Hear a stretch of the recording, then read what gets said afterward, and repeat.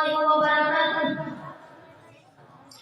الحمد لله وحده وصلى الله وسلم على من لا نبي بعده محمد وعلى آله وصحبه أما بعد. حضرات سامعین کرام، بزرگوں اور دوستوں، فاروق اعظم سیدنا عمر بن خطاب رضی اللہ عنہ عظمت اسلام کے ستون تھے. آپ کی خلافت اسلامی فتوحات اور ترقیات کا نشان تھی. عمر فاروق رضی اللہ عنہ کا اسلام لانا، مکے سے ہجرت کرنا اور عہدہ خلافت کو متوقف کرنا مسلمانوں کے لیے بے وفا عزم تھا. حضرت عبداللہ بن مسعود رضی اللہ عنہ فرماتے ہیں كان إسلامه فتحا وكانت هجرته نصرة وكانت إمامته فتحا. حضرت عمر فاروق رضی اللہ عنہ کا اسلام لانا فتح تھا، ان کی ہجرت نصرت تھی اور ان کی خلافت رحمت تھی.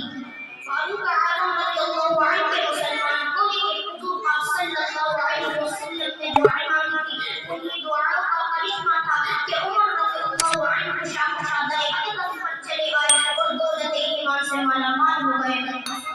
صلی اللہ علیہ وسلم یہ دعا فرمایا کرتے تھے انکم معیز الاسلام بابی جہل ابن ہشام بن عمر بن الخطاب.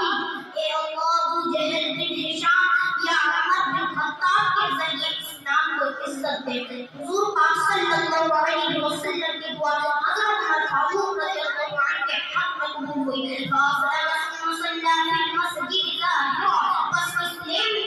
اسلام میں آئے اور ہمارے کعبہ میں آئے بیان نماز ادا کی. جب مکے سے مدینے ہجرت کرنے کا وقت آیا تو سب سے پہلے حضرت عمر رضی اللہ عنہ خانے کعبہ میں آئے، خانے کعبہ کا طواف کیا، پھر مجمع کفار کو مخاطب کر کے فرمایا دیکھو میں اس وقت ہجرت کر رہا ہوں.